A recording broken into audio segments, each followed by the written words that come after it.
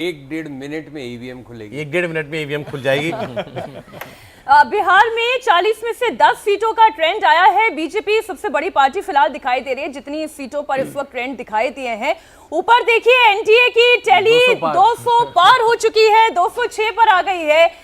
India alliance अभी half century नहीं लगा पाई है, 47 दिखाई दे रहा है वहां पर आंकड़ा। मध्य प्रदेश की बात कर रहे हैं, एक सीट जहां पर कंपटीशन है वो मंडला सीट दिखाई दे रही है, जो सीट फंसी हुई है। गुजरात में बीजेपी लगातार लीड कर रही है। मध्य प्रदेश में 27 सीटों पर बीजेपी आगे चल रही है। 28 एक मंडला सीट की हमने यहां पर चर्चा की। पश्चिम बंगाल में 18 में से 11 सीटों पर इस वक्त बीजेपी लीड करती हुई दिखाई दे रही है। पश्चिम बंगाल को लेकर इसको बिहार को लेकर बड़ी इंटरेस्टिंग खबर आ रही है। कांग्रेस 7 सीटों पर आगे चल रही है। कांग्रेस 7 पर बिहार में आगे, जनता दल 0 सीट पे आगे चल रही है। 14 सीटों पे एनडीए है। आप चिंता मत कीजिए, शुरुआती ट्रेंड से आप चिंता मत कीजिए।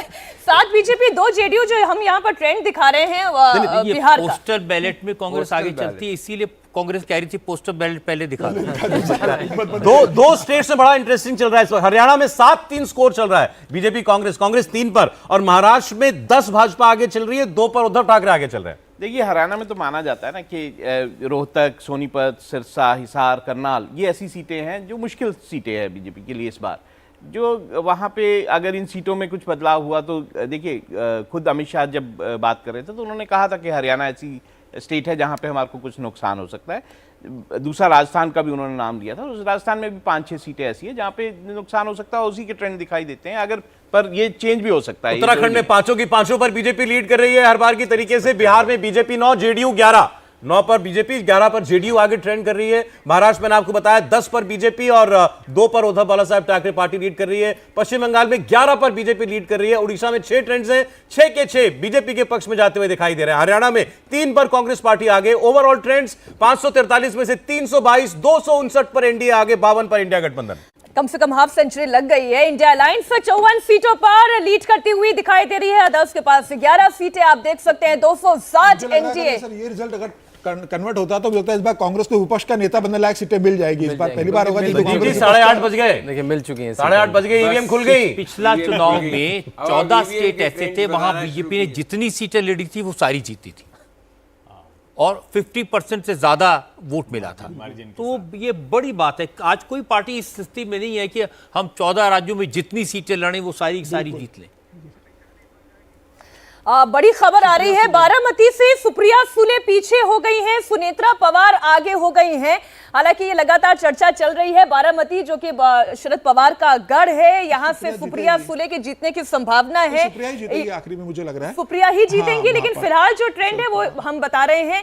अजीत पवार की पत्नी सुनेत्रा पवार पीछे चल रही हैं, यूपी का आगे चल रही है। यूपी में रुझान चल रहे हैं 59-11-2-1, 59 बीजेपी, 11 सपा, 2 पर कांग्रेस पार्टी, 1 पर बसपा। हर्षवर्धन जी, नहीं, मुझे लगता है कि ये एक्सपेक्टेड लाइन पर है। और भारतीय जनता पार्टी में एक चीज बार बार कह रहा हूं कि 15 से 17 कैंडिडेट सिलेक्शन बहुत खराब है।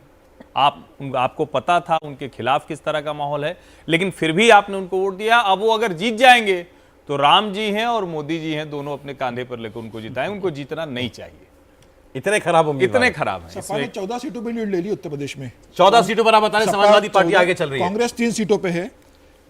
दिल्ली में 7 की 7 बीजेपी इस वक्त आगे चल रही है।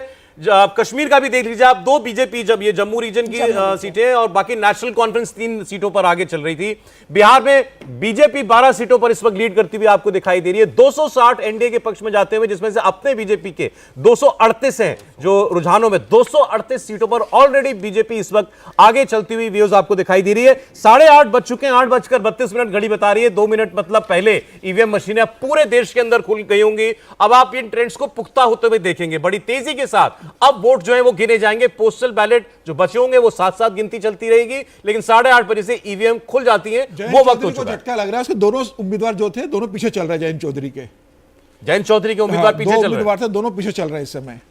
बागपत और बिजनौर से उनके 9-9 बजे के आसपास जो ट्रेंड्स होंगे ना आपके पास, वो ट्रेंड्स कंफर्म होने की संभावना बनेगी। बिल्कुल। अभी के जो ट्रेंड्स हैं हमारे पास, वो एक बस मतलब ट्रेलर भी नहीं कह सकते उसको।